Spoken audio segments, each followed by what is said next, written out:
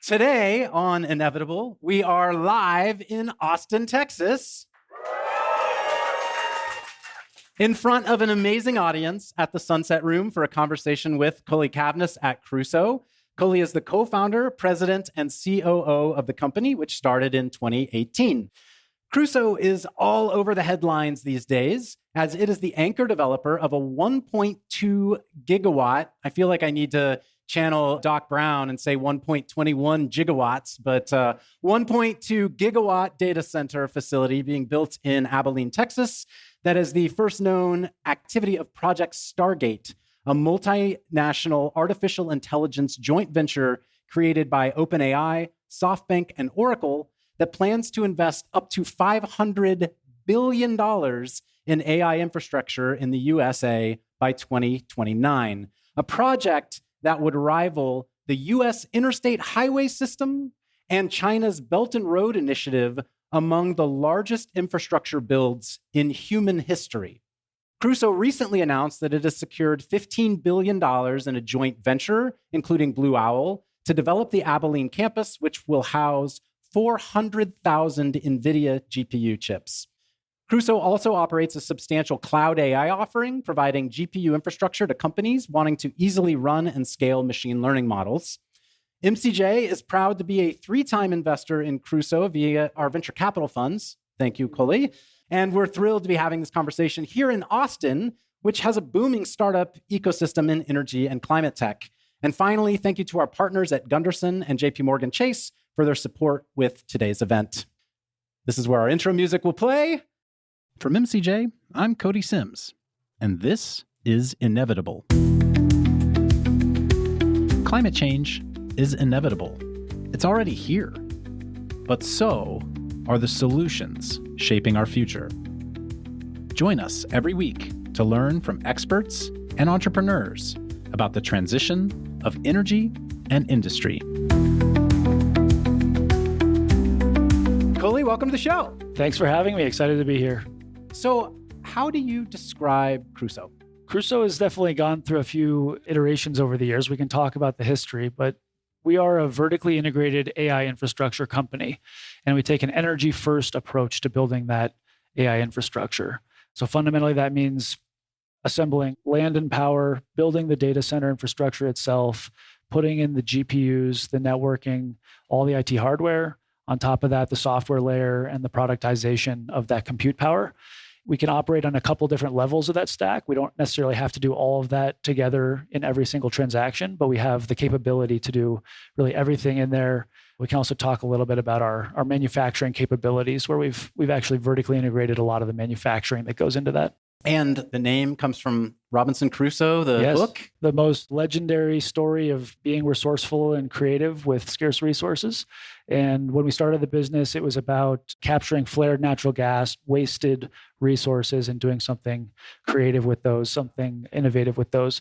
Robinson Crusoe was doing innovative things with what he had at his disposal. Hopefully minus the cannibals part. That's right. No cannibals so far.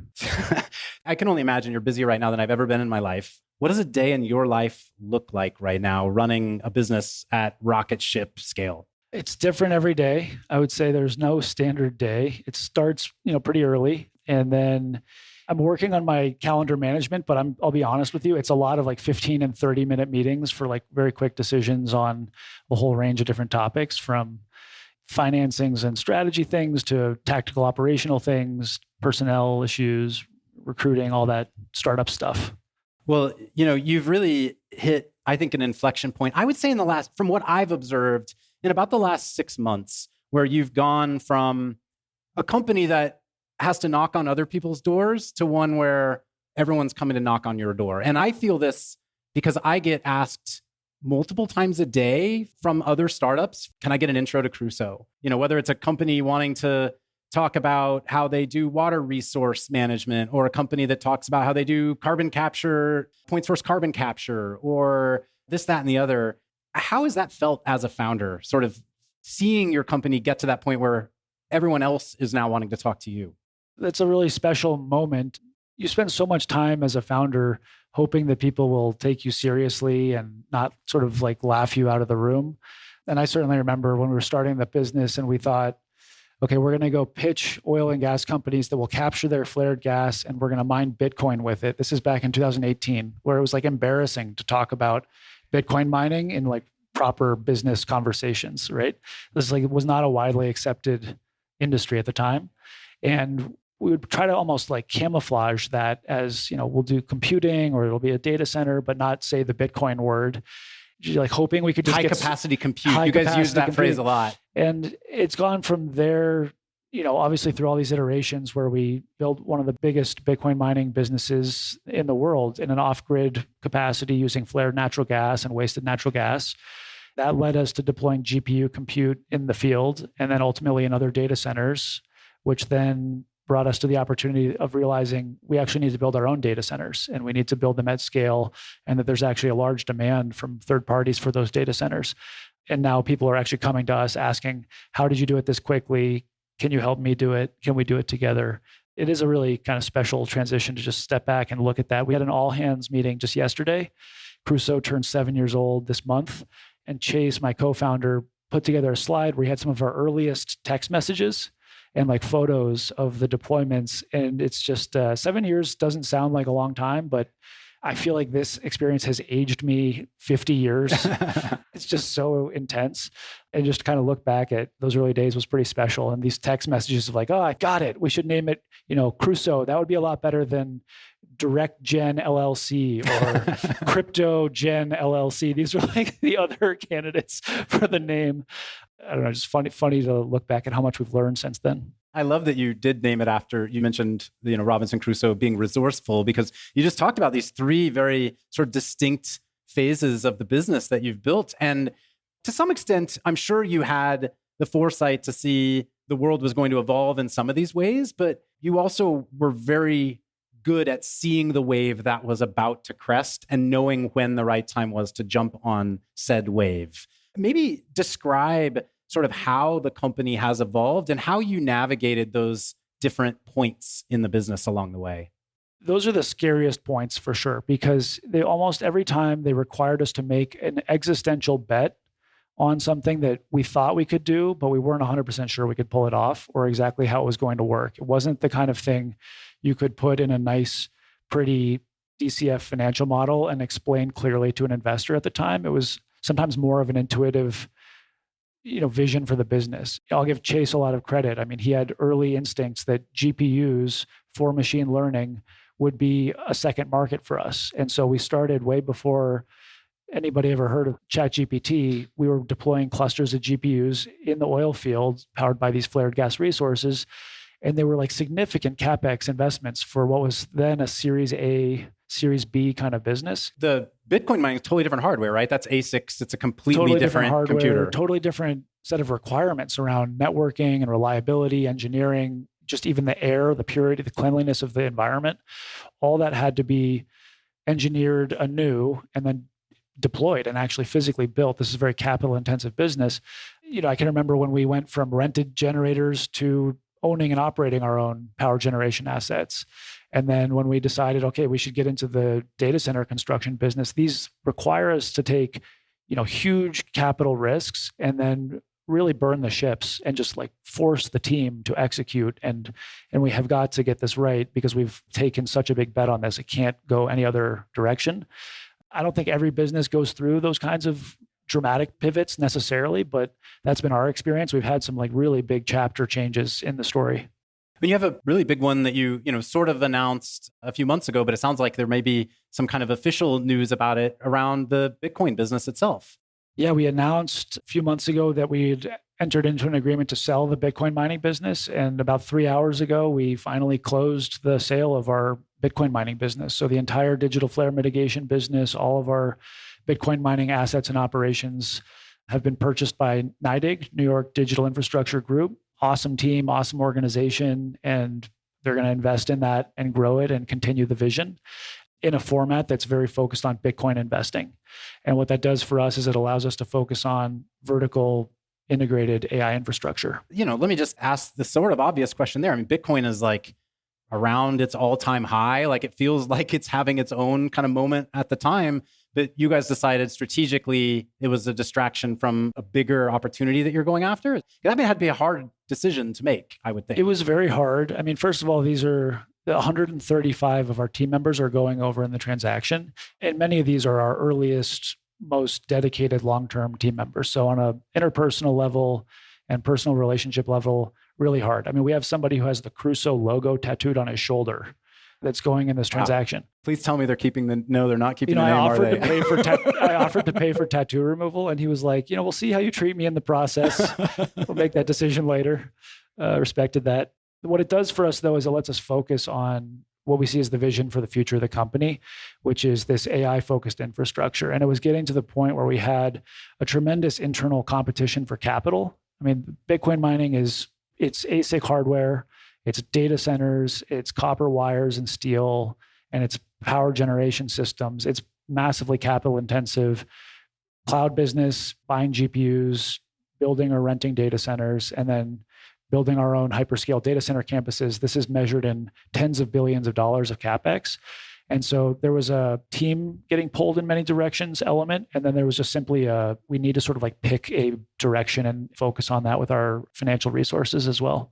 And with that transaction, just so I understand, you've built this whole digital flare mitigation technology, which maybe you can explain a little bit for folks who aren't familiar with it. That was the calling card of the company, right? That was the thing that made Crusoe unique, that helped you leverage stranded energy. And I think today is the bulk of your energy management platform today as of more than 3 hours ago. But most of that is leaving with the Bitcoin transaction. Is that right? Yeah, I mean, the original logo of the company was a flare in a circle representing capturing this flare. So digital flare mitigation is a business model where when an oil well is drilled in an area where there isn't gas pipeline capacity available, or it's full, or it just doesn't even exist, historically, the oil industry's standard was to just light the gas on fire as a flare. It's a big waste of energy, doesn't fully combust the methane, estimates range, but on the order of 7, 8, 9% of the methane will escape to the atmosphere. It has a global warming potential of 84 compared, so that's 84 times as potent as CO2. And we would deploy power generation systems, basically reciprocating engines or turbines. We would capture the gas and route it over to those systems as fuel, generate our own electricity on site right next to the pump jacks. And then we would wire the electricity into our modular data centers, which were loaded with Bitcoin mining computers mostly, but then eventually we got into GPUs as well. And we would monetize that with a satellite internet connection. So we could sort of deploy this anywhere, even in the most remote, rugged oil field locations. When we turn on the generator, the flare would shrink. We get 99.9% combustion efficiency in our generators. We're avoiding waste, basically abating methane emissions, and then achieving a pretty competitive power price that we could use for Bitcoin mining or other computing. So that was the digital flare mitigation business. We built that to about 250 megawatts, which was sold to NYDIG as part of this transaction. We ended up eventually getting into some renewable powered projects that are part of that portfolio as well. And yeah, across that operation, we operated more than 110 power generation systems, hundreds of megawatts of power generation we operate ourselves across 7 states. And we had a partnership in Argentina in the Vaca Muerta oil field. So in total, we abated about 39 billion cubic feet of gas in total in the history of the operation. It's the equivalent of taking, many hundreds of thousands of cars off the road. We do a scope 1 through 4 carbon accounting on that business for the last 3 years, which showed that there's the CO2 emissions that we produce from combusting the gas. Last year, that was about 500,000 tons. And then we, by virtue of the avoided methane emissions, abated about 750,000 tons of CO2 equivalent. And then there's another about 500,000 tons of avoided grid emissions if those computers had been deployed to the grid by some third party. So we sort of add that all up. If you take scope 4 into the equation, it's a pretty deeply carbon negative operation compared to the status quo of just persistent flaring. That was the original business model. Happy to talk about all the chapters since then, but I think it's good to just go back and understand where it all came from. When you started the company, it seems like the idea was, how do you monetize stranded energy and try to avoid emissions as part of that? It feels like that was sort of the origin idea of Crusoe. Maybe you can elaborate on that or say that a better way than I just did. And I'm curious how you view where the company is going as being aligned with that same mission, if it still is. Energy is really the core of how we think about all this computing infrastructure. You see it more and more in the press these days, but it is the main constraint for the advancement of AI. We started with a strategy around monetizing stranded energy, and that was flared gas originally. Then we started thinking about renewables. The insight is basically that there's also stranded wind. I mean, in Texas, it's sort of famous that in West Texas, there are congested parts of the grid where you have effectively excess generation that's been built, chasing the production tax credit, and power prices can go negative, but by virtue of the tax credit, those producers can actually get a net positive cost per kilowatt hour for their power that they're producing. In some cases, when those windmills age, they get to the point where they no longer qualify for that tax credit. And so the rest of the market is forcing the price negative. They can no longer produce at a negative price. And so in that case, you can see like a portion of the fleet is actually aging towards either an unnecessary or uneconomic repower investment or curtailment, and significant amounts of curtailment. There's some nodes where you have up to like 20+% of the hours of the year, you'll see negative pricing during the hour. And the curtailment process isn't start and stop. So if you have negative pricing within the hour, you're going to have like a significant amount of curtailment around that negative pricing moment. And so our insight was basically, this is another place where putting, in this case, base load data center demand could potentially put in better pricing mechanism for the producers, reduce curtailment. We'd have attractive power pricing. They would have less risk. They'd have a price floor depending on the structure of the deal. So we started pursuing that. It's still not base load though, right? It's wind, it's intermittent. It's intermittent, but for us, for the data center, the requirement is base load. I guess I'm kind of skipping ahead a couple of chapters. We started with a Bitcoin mining approach, which could have really followed the load profile. That's what led us to... Oh, because you could turn it on or off as you needed. Exactly. If you want to, we can talk about Abilene. This is sort of what led us to Abilene. And, that might be a good opportunity to talk about what we see as the future of the energy mix for AI data centers and where this can all be going. Before we do that, I want to understand more your background and relationship with energy. Clearly, you think about this a lot. You've spent a lot of time navigating it. You've worked in a few different forms of energy. Maybe share a little bit about your background and how you ended up building this company in the first place. I would say it's been a long and passionate love affair with a lot of strife along the way, my relationship with energy. I was born in a family of oil and gas entrepreneurs, my dad, my grandfather, and I kind of grew up around the dinner table hearing about supplying our nation's vital energy needs. That was my dad's turn of phrase that he always said at dinner time. Energy abundance. That's right. And so I was like, okay, I admire my dad. I admire this whole industry. I grew up around a lot of the characters in the industry and understanding how it worked.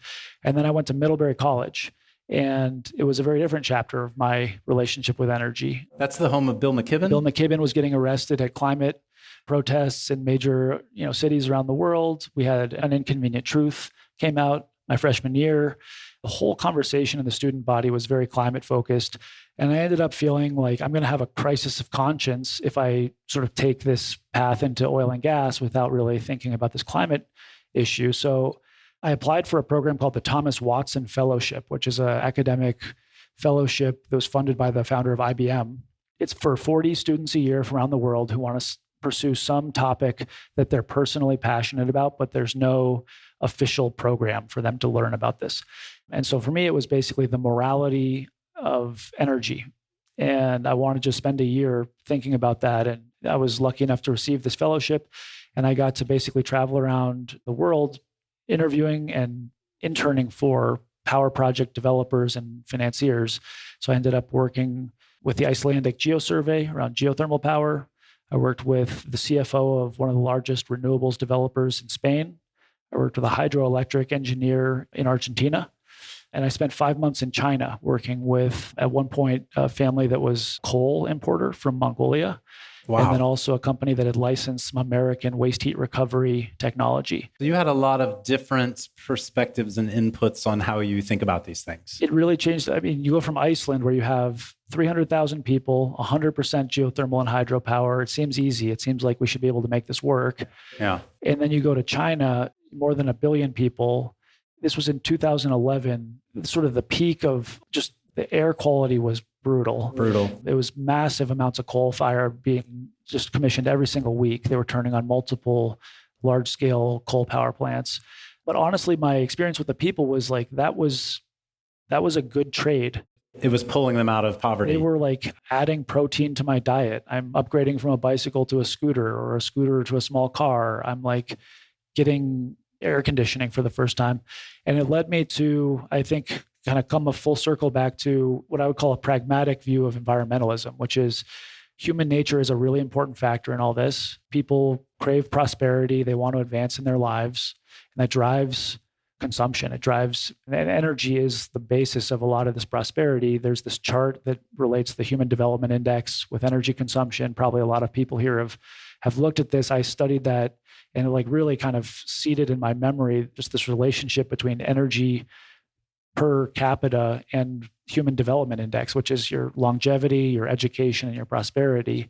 And so for me, I came back to we need economic forms of environmental solutions, because that's the only way these are going to scale. So happy to talk more about that. I ended up writing a 40 plus page piece on Medium that's called Talley's Law, which is sort of my thoughts of what this means in an equation form.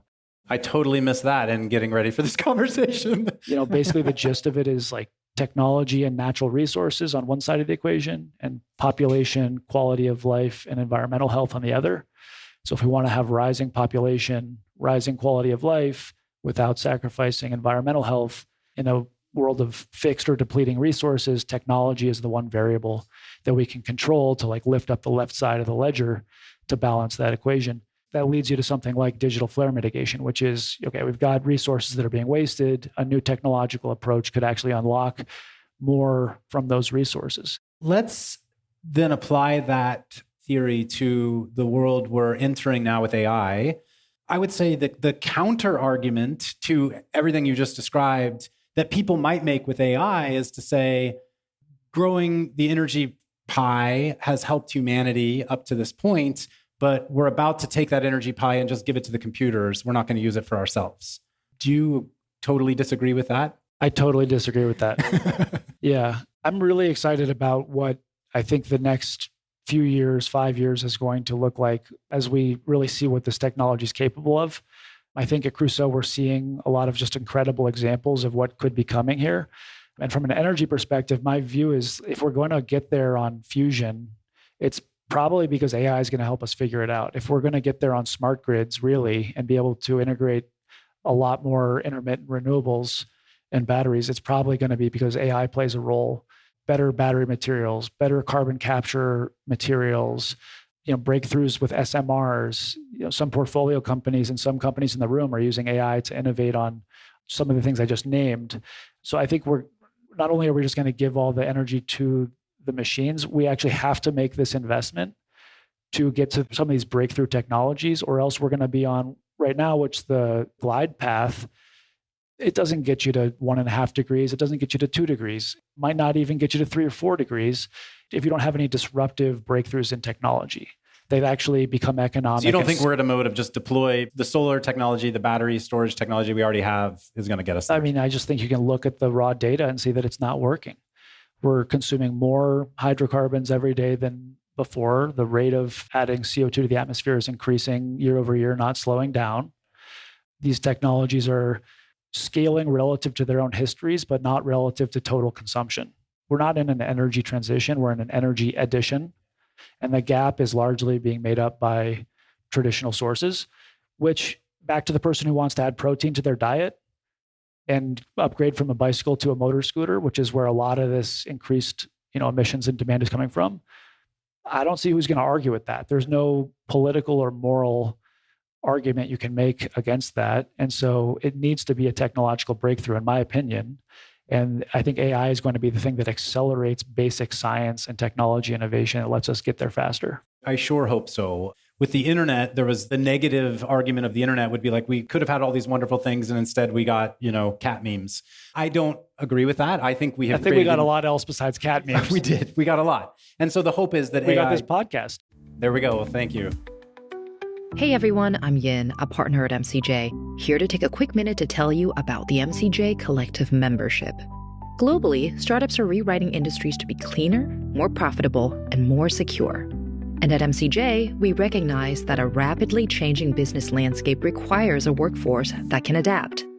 MCJ Collective is a vetted member network for tech and industry leaders who are building, working for, or advising on solutions that can address the transition of energy and industry. MCJ Collective connects members with one another, with MCJ's portfolio, and our broader network. We do this through a powerful member hub, timely introductions, curated events, and a unique talent matchmaking system and opportunities to learn from peers and podcast guests. We started in 2019 and have grown to thousands of members globally. If you want to learn more, head over to mcj.vc and click the membership tab at the top. Thanks, and enjoy the rest of the show. So let's maybe describe with the Abilene project, what's been announced, kind of walk us through what you're building in Abilene. So our customer is Oracle, and their offtake of their computing that they're installing is OpenAI. So this is really a premier AI project on a global basis. We're building a 1.2 gigawatt data center campus consisting of 8 buildings, and we're also building an on-site power plant. It's a 350 megawatt natural gas-fired power plant that will start as the bridge power source to get the site up and running. And then as the grid expands, it'll become the backup generation resource in lieu of diesel generators.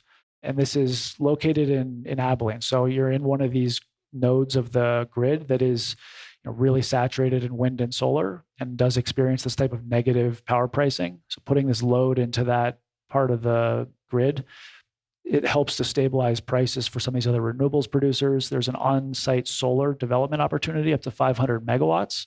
And then there's basically a site that's surrounded by wind farms or VPPA contracting. And there's 2 phases to the project in terms of kind of phase 1 and then building a much larger footprint beyond that. Phase 1 was 2 buildings. And then phase 2, we took it up to the 8 buildings, which when you add in the ancillary loads is what gets us to the 1.2 gigawatts.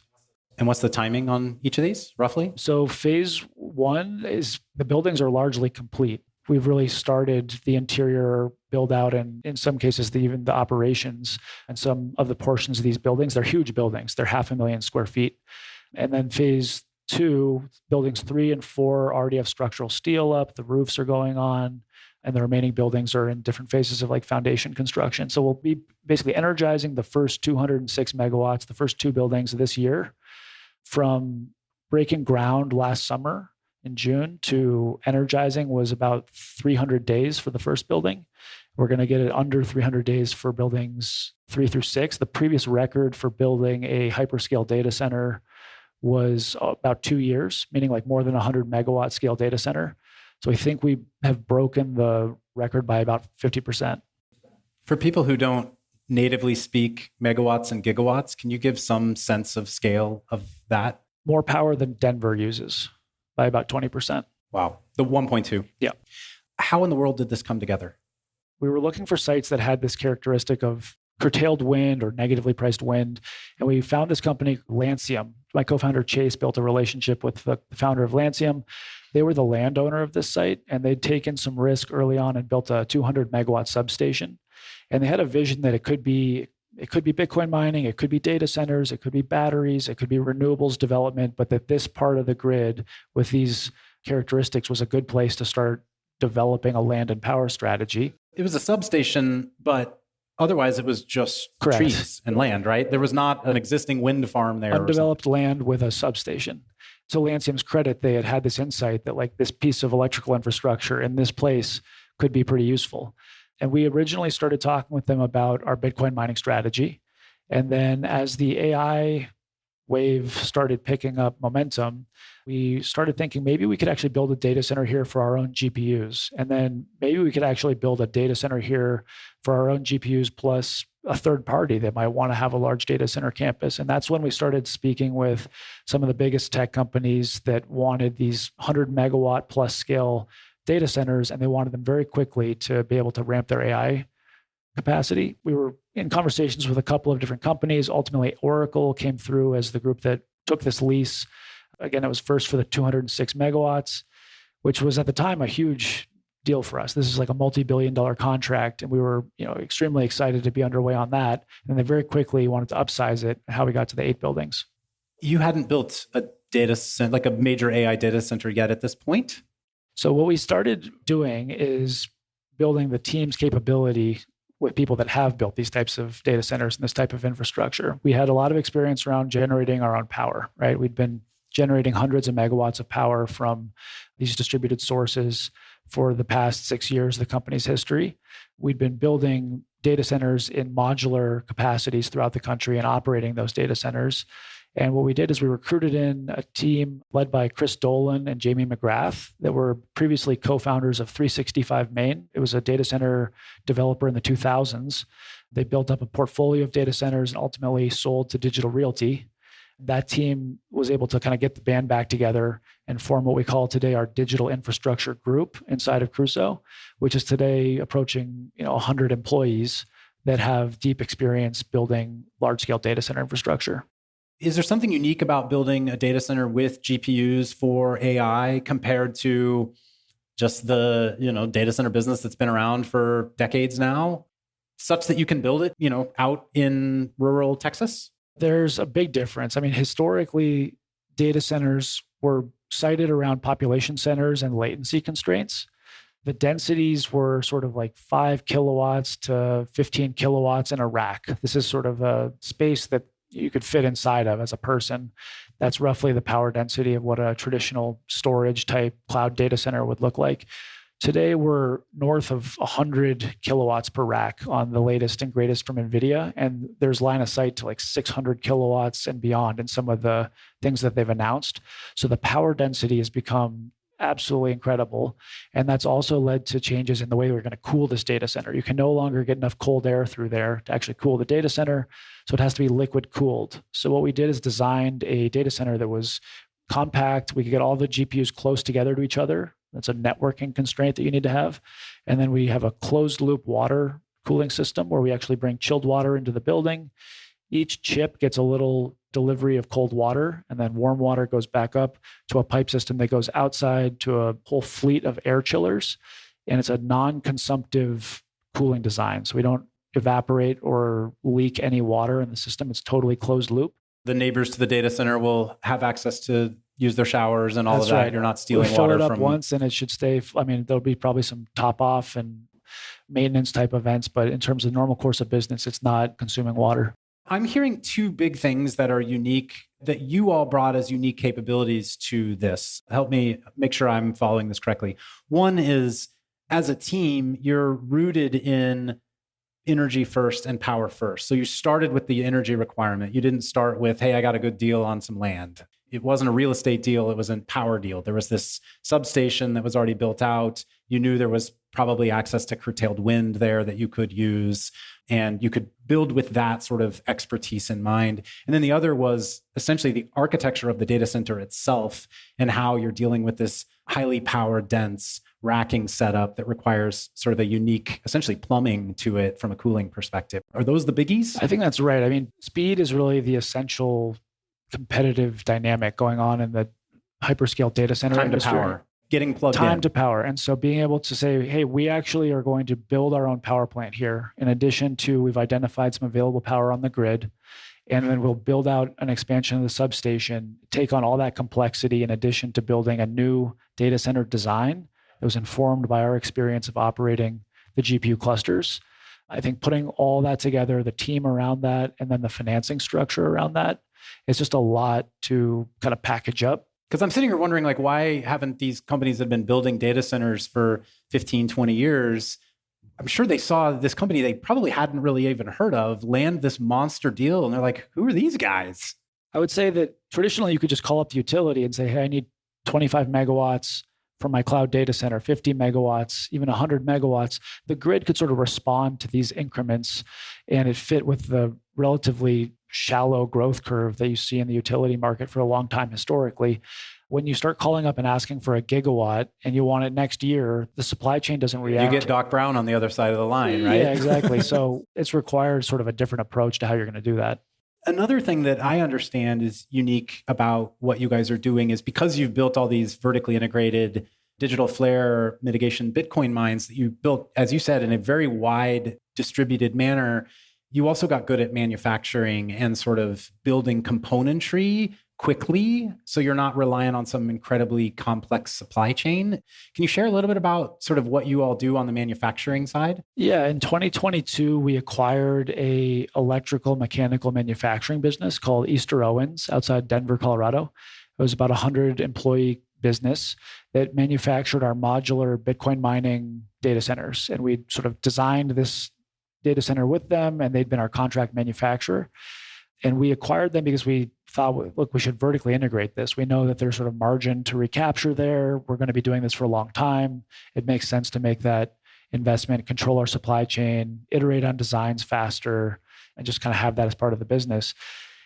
As we get more into the data center side of the business, the big AI data centers, so much of the CapEx is electrical infrastructure. It's switchgear, it's power distribution centers, it's remote power panels. These probably don't mean a lot to a lot of people here, but they're pieces of electrical kit that they can have very long lead times to manufacture because post-COVID, like everything, lead times just blew out across all manufacturing.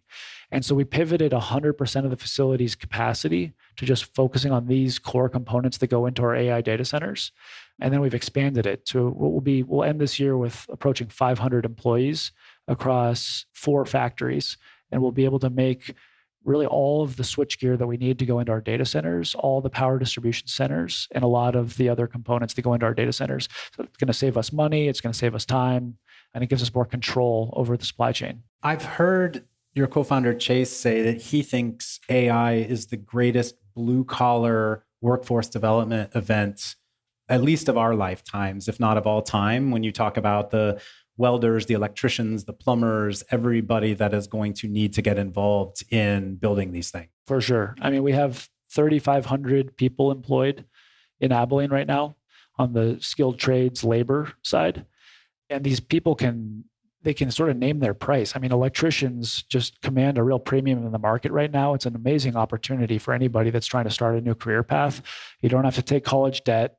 You get a skill and a career path that, as far as I can tell, it's going to be there for a long time. And they have this big opportunity to work on something really exciting. I mean, I think they're excited to be building this facility. It's going to shape the future. And not just the data center itself, but the power stations that are going to go in around it, right? There are branches out from there too. Absolutely.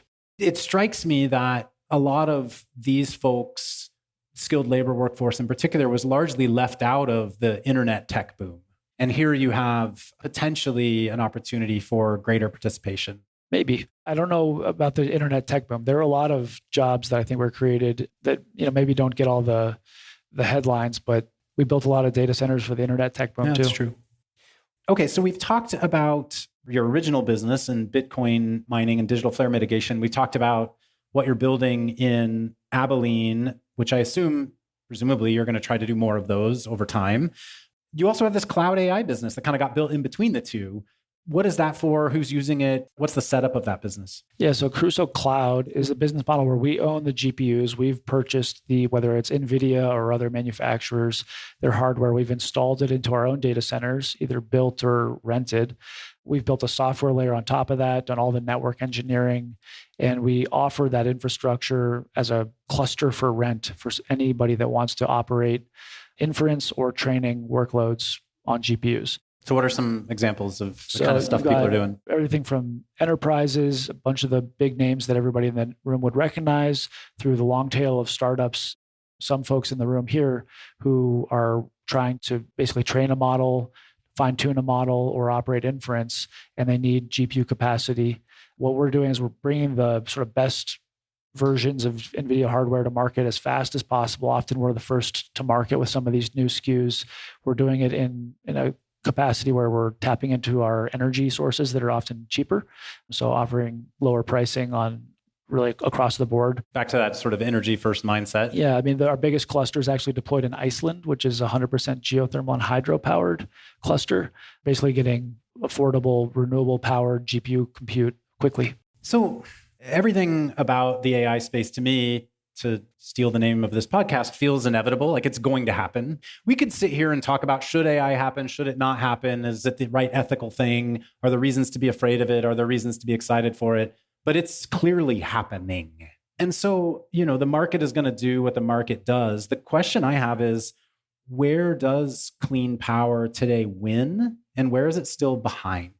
I think clean power wins in the circumstance where the grid can ramp up and down to accommodate it. And as soon as it's a requirement to be baseload is where it still has work to do. It's where you have to start adding a lot of expensive batteries and overbuilding the generation to charge those batteries during the day or during the windy period, and where it becomes uncompetitive economically in some cases. So with an AI data center, that data center has to run every day of the year, regardless of rain or shine, day and night, windy or not. So it's requiring a baseload power source that is fully dispatchable.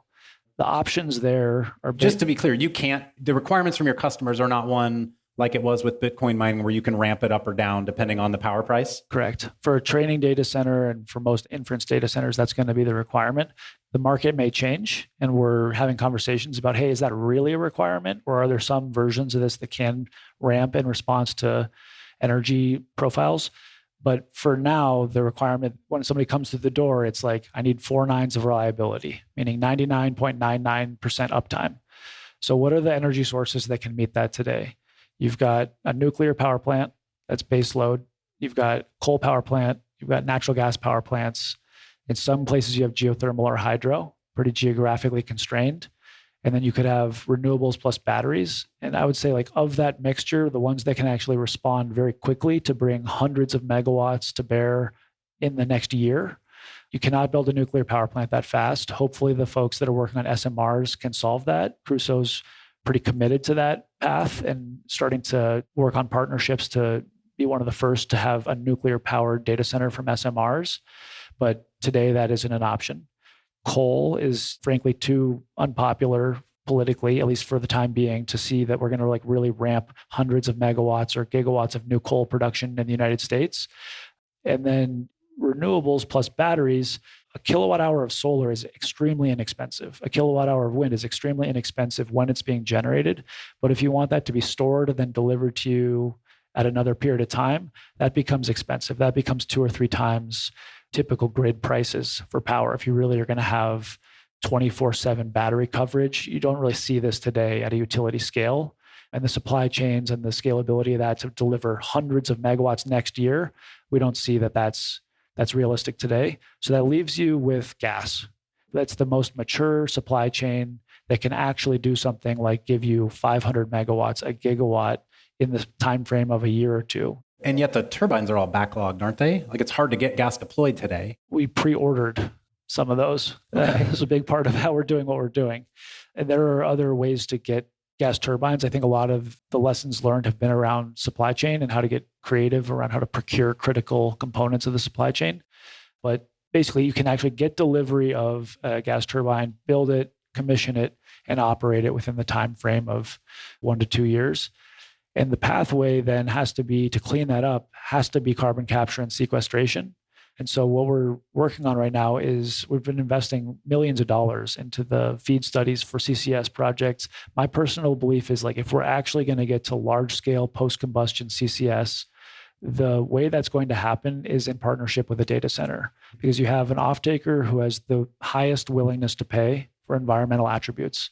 These companies often are already paying like hundreds of dollars per ton for nature-based removals or anthropogenic removals. They also are really focused on their climate goals that they've already announced. They've made big statements that AI is now pulling them away from. So they're going to have to find ways to respond with the speed, but also have it be clean. The chief sustainability officer of Microsoft recently said their own net zero goals in 2020, and they said it was a moonshot at the time, and we're still committed to them, but the moon is getting farther away because the amount of energy they're needing now is much greater than they thought it was going to be in 2020. All these ESG reports are going to take a step back because of this ramp in power and the associated emissions of that. And so the question is, okay, what are the solutions that get you from here to there and can bridge some of these gaps back to the trajectory they want to be on? So it sounds like there is some risk then that we're going to bake a bunch of new fossil fuel infrastructure in right now, which will last for another 20 or 25 years during this AI arms race. But you're saying you believe that it's the best way to fund and get adoption for the carbon capture part of that sort of clean baseload power around gas that is gas plus CCUS? I think our approach is very specifically around building gas to be the temporary bridge for the grid to then expand. The grid can then be the thing that absorbs a lot of the renewables, the batteries, the SMRs, all the mix can go through the grid to come to these data centers in the long term, which have a short-term problem to solve. Do you think we'll get CCUS cost effective before batteries just come down the cost curve? Or it's a matter of you need it now, so it kind of doesn't matter? I mean, there's some projects that we're seeing where it can be cost competitive, more cost competitive than 24/7 batteries on a big renewable deployment. What do you worry about? What keeps you up at night? We've got 800 people working on all kinds of exciting projects every day. It's a lot to keep track of. I won't try to lie and say that it's easy, but I focus on trying to execute the vision of the company, try to fulfill this vision that we've set out for ourselves. So most of this that we've been talking about, the AI growth and arms race is a hyperscaler battle. These are big companies kind of duking it out to build the future of this. This room is full of startups, innovators, people wanting to kind of jump into the fray. What advice do you have for folks? We started the conversation by saying your company has recently turned that corner from being one that has to knock on everyone's doors to one that is getting your own door knocked on a bunch. What advice do you have for founders who are in the room or founders who are listening? You're going to have an enormous amount of persistence and endurance to make this work. And I would not start unless you think you have that. It is just extremely hard. And if you can be honest with yourself and say, I'm ready to do something extremely hard for a very long period of time with a lot of uncertainty associated with it, then you're actually very well positioned to go out and do the thing that you want to do. But what I think kills a lot of companies is the half commitment. And it just requires a very full commitment. I was thinking about this on the way over here, that earlier sort of chapter of my life, I was very into these extreme endurance sports. I was into running 100+ mile marathons and wow, come across the finish line with no skin on my feet and broken vertebrae. And your co-founder Chase has climbed a bunch of major mountains, right? You guys are kind of crazy. Yeah. But honestly, I was thinking about it might just take that level of abuse that pain you sort of have to get through that to build something sometimes. So I certainly am not trying to discourage anyone from trying to be an entrepreneur, but I'm trying to say you should psych yourself up and be completely clear-eyed about how extremely difficult this is going to be. And if you're actually excited about that, embracing a challenge like that, it's the greatest thing you can do. But just beware going into it that that's what it's going to be. What's Crusoe in a decade? You've had 3 different companies in 7 years? Yeah, 7 years. 7 years so far. I think we're the biggest independent owner operator of AI infrastructure in the world. Any last thoughts? I appreciate you having me here. I mean, I think the conversation around energy, AI, climate, the human economy, it continues to be the thing that's most fascinating to me. I tried to kind of explain that I've been through this mental cycle a few times, going from climate doomer and guilt to environmental pragmatism to supplying the energy that we need to have prosperity. And there's that tension. I certainly haven't figured it out, but I think these types of conversations are really important for us to debate and discuss exactly that issue. So I really appreciate what you do with the podcast. I've listened to a couple episodes on the way down here to try to get ready. Grateful to have the opportunity to talk to this crowd. Oh, I have one other question for you. There's obviously a lot happening in the federal government right now around energy policy, and in particular tied up in what's going to happen with all the various tax credits related to the Inflation Reduction Act and whatnot. Your thoughts on how that should play out or what you hope to see? We're of the opinion that we need to accelerate the abundance of energy and intelligence. That's really becoming the mission of Crusoe. And we would advocate for any policies that are going to help accelerate the abundance of energy and to remove important financial incentives or mechanisms that would restrict the amount of energy we have access to in this country and around the world. It'd be better to just try to see a world where we're having access to more and we're incentivizing the generation of more electricity. That's clearly going to be the thing that constrains our development as a species and as our development of AI, which is, in my opinion, going to be the thing that unlocks the next wave of human prosperity and flourishing and sort of success across the world. So we should have more energy and we should not do things that restrict our access to energy. On that note, are you rethinking how you describe Crusoe now that the origin of the company, this Bitcoin digital flare mitigation business, is moving out? You kind of are almost like fresh starting the business with this incredibly large thing that you're going to build. Does that change how you describe the company? It does. I mean, we've gone through this period just recently where we've reframed our mission and values internally. We still have a very strong commitment to environmentalism and sustainability, and it's been embodied in a new core value. We have 6 core values. One of them is bend the arc of energy towards sustainability. And each core value has a set of practices, which is basically how an employee can think about living up to this value. As it relates to that one of the practices is to use our purchasing power to create demand signal for energy innovation. That's the practice, one of the 4 practices of how you would live that value. When we're spending $15 billion at a data center campus, there's a lot of opportunity to invest in SMRs, to try to be the first to have a PPA with an SMR, to invest in innovative approaches to batteries and solar. Not only you're no longer knocking on people's doors, you're getting your door knocked on, you actually get to become the kingmaker. Like, we can help make these things happen. I'm sure we've invested as much as anyone on carbon capture and sequestration engineering and really developing a set of projects where that actually could work, and understanding the real geology and the real requirements and the amine capture and the implications for the turbines and all this. So using our purchasing power to create demand signal for energy innovation is really one of the key new forms of our impact going forward. It used to be, let's abate methane and reduce waste by generating power from flared gas. We're not doing that anymore. But what we are going to be doing is spending tens of billions of dollars around energy infrastructure and digital infrastructure. There's going to be a lot of opportunity to seed entrepreneurs and projects like many of the ones that are in the room here today. And I think the other element of the way we think about it is, like I said earlier, if we're going to have these breakthroughs, which I believe we need, I just think the status quo is not going to work. We just need to have breakthrough energy technologies to really get to any of the climate goals that are widely accepted internationally. AI is obviously going to have to be part of the solution for that, in my opinion. So that's not as much in our direct control, but we're creating the infrastructure to build the tools that's going to lead to the fusion or the breakthrough in battery materials or whatever the case might be. And we've already published a few case studies of how that's happening. SES, materials is using AI to innovate battery materials, Avalanche Energy, working around fusion. Just a couple of examples. We are between this wonderful group and a happy hour, so I think we will wrap it at that. Thank you so much for coming down to Austin. I was born in Texas, actually, but I don't live in Texas. But clearly, you all have a huge vested interest in Texas at the moment. And I have just been blown away by everything that's going on in this ecosystem. So thanks to everyone in the room for coming out and supporting everything that you all are building. And thanks to Cully for joining us. Thank you.